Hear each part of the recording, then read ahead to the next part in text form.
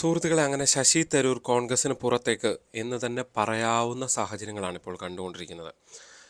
തരൂരിനെ പുറത്താക്കുന്ന കോൺഗ്രസ് എന്ന് തന്നെ കൂടി പറയേണ്ടി വരികയാണ്. ഒരു സാഹചര്യം, ഒരു സൈഡ് പരിശോധിച്ചാൽ എന്താണ് ഏറ്റവും ഒടുവിൽ നടന്നത്?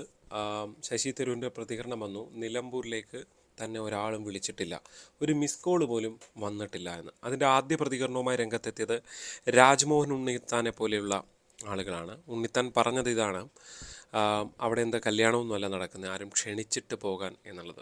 അങ്ങനെ ഏതെങ്കിലും ഒരു തെരഞ്ഞെടുപ്പ് സ്ഥലത്ത് ക്ഷണിച്ചിട്ടല്ല പോകേണ്ടത് എന്ന്.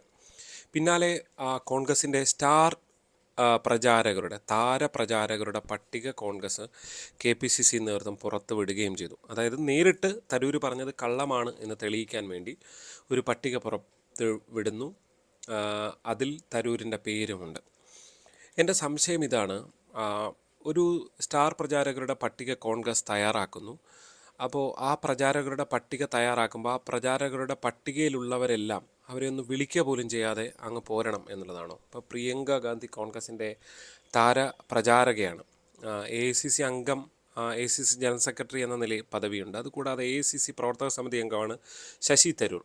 ഇപ്പോൾ പ്രിയങ്ക ഗാന്ധിക്ക് ഒരു പരിപാടി തീരുമാനിക്കുമ്പോൾ ഇവർ പ്രത്യേകിച്ചൊന്നും അവരെ ക്ഷണിക്കില്ലേ?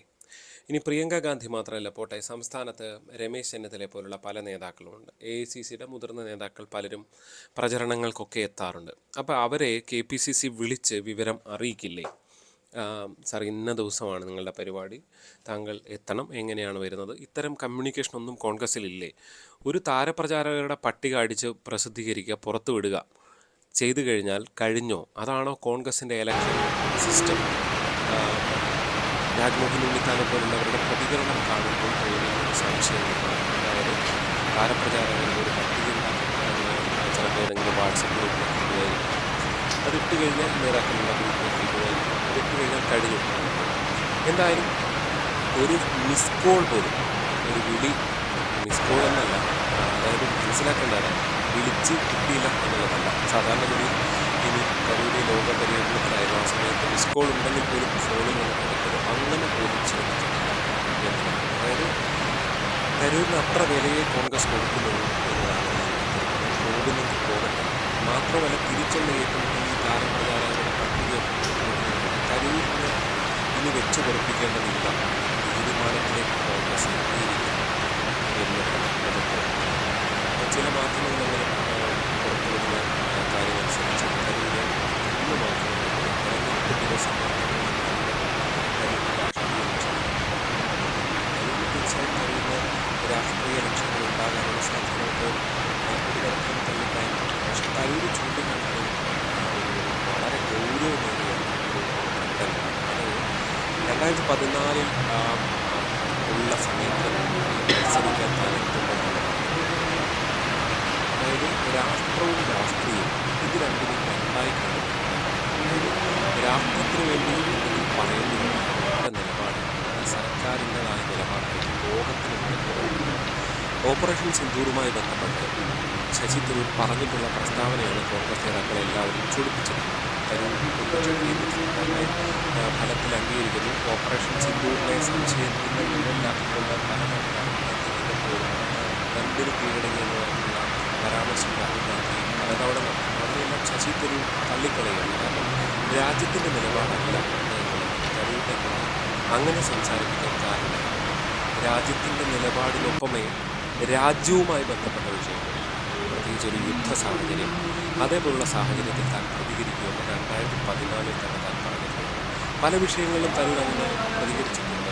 തിരുവനന്തപുരം വിമാനത്താവള വിഷയത്തിൽ അത് അദാനി ഗ്രൂപ്പിനെ ഏൽപ്പിക്കുന്നതുമായി ബന്ധപ്പെട്ട്, അതായത് സ്വകാര്യവൽക്കരണമാണ് ഇതിൻ്റെ ഡെവലപ്മെൻറ്റിൻ്റെ ഗുണം എന്ന് തിരിച്ചറിഞ്ഞുകൊണ്ടുള്ള ചില നീക്കങ്ങളുണ്ടായപ്പോൾ തരൂർ അതിനെ പിന്തുണയ്ക്കുന്ന നടപടിയാണ്.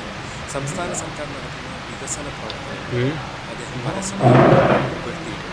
തരൂരിലെ രാഷ്ട്രീയക്കാരൻ്റെ രാഷ്ട്രീയ ലക്ഷ്യങ്ങളുണ്ടാകാം, പക്ഷെ തരൂർ എന്നും ഇങ്ങനെയൊക്കെ തന്നെ ആയിരുന്നു എന്നുള്ളതാണ്. അപ്പോൾ പ്രത്യേകിച്ച് ഇപ്പോൾ ഒരു ഓപ്പറേഷൻ സിന്ദൂറിന് ശേഷം രാജ്യം ഒരു പ്രതിസന്ധിയിലായ സമയത്ത് മാത്രമല്ല, സ്വന്തം നിലപാടുകൾ അതിശക്തമായി തരൂർ തുറന്ന് പറയാതുള്ളത് എന്നുള്ളത് വ്യക്തമാണ്. അങ്ങനെയൊക്കെ പറയുന്ന സമയത്ത് യഥാർത്ഥത്തിൽ കോൺഗ്രസ് തരൂരിനെ വേണ്ടെന്ന് നോക്കാത്ത അതിന് പ്രധാനപ്പെട്ട കാരണം ഇതൊക്കെയാണ്. അതായത് കോൺഗ്രസിനെക്കാട്ടിൽ വളർന്നു ശശി തരൂർ എന്ന ചിന്ത കോൺഗ്രസ് കോൺഗ്രസ് കൊടുത്ത പട്ടികയിൽ പെട്ടല്ലല്ലോ ശശി തരൂർ വിദേശത്തേക്ക് പോയത്. അത് കോൺഗ്രസിനെ വല്ലാതെ ചൊടിപ്പിച്ചിട്ടുണ്ട്. രാഹുൽ ഗാന്ധിക്ക് പല മറുപടികളും പറയുന്നത് ചൊടിപ്പിച്ചിട്ടുണ്ട്. കോൺഗ്രസിന്റെ പല നിലപാടുകളും ഫലത്തിൽ ശരിയല്ല എന്ന് നേരിട്ട് അങ്ങനെ ട്വിറ്റർ മാത്രമല്ല, നമ്മളന്നെടുത്ത് പോയി കണ്ടതേതാ ഇതൊക്കെ യഥാർത്ഥത്തിൽ കോൺഗ്രസിനെ ചൊടിപ്പിച്ചിരിക്കുന്നു. തരൂരിനെ ചവിട്ടി പുറത്താക്കുക എന്ന ഒരു അജണ്ട കോൺഗ്രസിനോട് രൂപപ്പെട്ടിരിക്കുന്നു തന്നെ വേണം മനസ്സിലാക്കാൻ. സ്വാഭാവികമായിട്ട് ഏതൊരു തെരഞ്ഞെടുപ്പുണ്ടെങ്കിലും ആ തെരഞ്ഞെടുപ്പുമായി ബന്ധപ്പെട്ട എല്ലാ രാഷ്ട്രീയ പാർട്ടികളും അവിടെ എത്തേണ്ട മുതിർന്ന നേതാക്കൾ, ഏതെങ്കിലും DCC പ്രസിഡന്റോ അല്ലെങ്കിൽ താഴെ തട്ടിലുള്ള ഏതെങ്കിലും നേതാക്കളുടെ കാര്യമല്ല. ശശി തരൂർ AICC പ്രവർത്തക സമിതി അംഗമാണ്. അങ്ങനെ ഒരാളെ അവിടേക്ക് ക്ഷണിച്ച് തന്നെയാണ് കൊണ്ടുവരേണ്ടത്. കോൺഗ്രസിൻ്റെ രീതി അങ്ങനെയല്ല എന്ന് ഒരു തരത്തിലും ഇപ്പോൾ കരുതാൻ വയ്യ. കാരണം അങ്ങനെയാണല്ലോ, ഇത് ഓർഗനൈസ് ചെയ്യണം. ഏതൊക്കെ നേതാക്കളെ ഇന്ന ദിവസം മുതൽ ഇന്ന ദിവസം വരെ വേണം എന്നൊക്കെ യഥാർത്ഥത്തിൽ ഓർഗനൈസ് ചെയ്തുകൊണ്ടാണല്ലോ വിളിക്കുന്നത്. ഇപ്പോൾ പാലക്കാട് തെരഞ്ഞെടുപ്പിന് തന്നെ കെ മുരളീധരനെ ഇവർ ഇങ്ങനെ വിളിച്ചുകൊണ്ടേയിരിക്കുന്ന കാഴ്ചയൊക്കെ നിങ്ങൾ കണ്ടിട്ടുണ്ട്. എത്രയോ തവണ മുരളീധരൻ അവിടെ വരണം, പ്രചരണത്തിന് എത്തണം, അല്ലെങ്കിൽ വരും എന്നൊക്കെയുള്ള അഭിപ്രായം പറഞ്ഞിരുന്നു അന്ന് മുരളീധരൻ വിട്ടു നിൽക്കുമെന്ന സൂചന വന്ന സമയത്ത്. അപ്പോൾ ഇതൊക്കെയാണ് കോൺഗ്രസ് രാഷ്ട്രീയത്തിൻ്റെ രീതി. കോൺഗ്രസ് അല്ല, ഏതാണ്ട് എല്ലാ രാഷ്ട്രീയ, ഇപ്പോൾ CPM-ൻ്റെ ഏതൊക്കെ നേതാക്കൾ ഏതൊക്കെ ദിവസങ്ങളിലാണ് അവിടെ ഉണ്ടാവേണ്ടതെന്ന് ആ പാർട്ടിയുടെ തീരുമാനമാണ്. ആ പാർട്ടിയുടെ തീരുമാനം ആ പാർട്ടി ആ നേതാക്കളെ അറിയിക്കില്ലേ? അപ്പോൾ യഥാർത്ഥത്തിൽ തരൂരിനെ വേണ്ടെന്ന് കോൺഗ്രസ് വെച്ചിരിക്കുന്നു. ഇനി എന്നാണ് തരൂരിൻ്റെ BJP പ്രവേശനം, തുടർന്നുള്ള നീക്കങ്ങൾ എന്ന് മാത്രമേ അറിയാനുള്ളൂ. എത്രയും പെട്ടെന്ന് തരൂരിനെ ചവിട്ടി പുറത്താക്കാനായിരിക്കും ഫലത്തിൽ കോൺഗ്രസ് ആഗ്രഹിക്കുക. കാരണം കോൺഗ്രസിനുള്ളിൽ നിന്നുകൊണ്ട് ഫലത്തിൽ BJP-യെ പുകഴ്ത്തുന്നത് അത് കോൺഗ്രസിന് ദഹിക്കില്ല.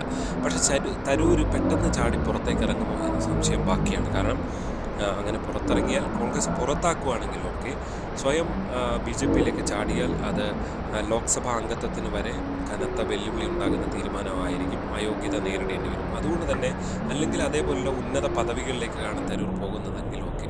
എന്തായാലും ഒരു കാര്യം ഉറപ്പാണ്, തിരുവനന്തപുരത്ത് അങ്ങനെ പോയാൽ ഒരു ബൈ ഇലക്ഷനിലേക്ക് കാര്യങ്ങൾ പോകും എന്ന കാര്യത്തിലും യാതൊരു സംശയവുമില്ല. ഫലത്തിൽ കോൺഗ്രസ് ഇക്കാര്യത്തെ തരൂരിൻ്റെ നിലപാടുകളെ പൊതുജനം കൈയടിക്കുന്ന നിലപാടാണ്. അത് കോൺഗ്രസ്സുകാർ മാത്രമല്ല, അതിനെ കോൺഗ്രസ്സുകാർ ഉൾക്കൊള്ളുന്നില്ല എന്നുള്ളത് മാത്രമേ ഇപ്പോൾ നടക്കുന്നുള്ളൂ. രാഹുൽ ഗാന്ധി പോലും രാജ്യത്തെ കുറ്റപ്പെടുത്തുന്ന ഫലത്തിൽ രാജ്യത്തിൻ്റെ സംശയത്തിൻ്റെ നിഴലിലാക്കുന്ന പ്രസ്താവനകളാണ് ഓപ്പറേഷൻ സിന്ദൂറുമായി ബന്ധപ്പെട്ട് പലതരം പ്രസ്താവനകൾ നടത്തിയത്. രാജ്യത്തിന് എന്ത് നഷ്ടമുണ്ടായെന്നാണ് രാഹുൽ ചോദിച്ചുകൊണ്ടിരുന്നത്. എന്തായാലും തരൂർ പുറത്താക്കുന്നു, തരൂരിനെ പുറത്തേക്ക് എത്തിക്കുന്നു എന്നതാണ് വ്യക്തമാകുന്നത്. നിങ്ങൾക്ക് എന്താണ് ഈ വിഷയത്തിൽ തോന്നുന്നത്? അത് കമൻറ്റായി രേഖപ്പെടുത്തുക. ചാനൽ ഇഷ്ടപ്പെട്ടാൽ സബ്സ്ക്രൈബ് ചെയ്യണം. വീഡിയോ മറ്റ് സുഹൃത്തുക്കൾക്ക് അയച്ചു കൊടുക്കണം. നന്ദി.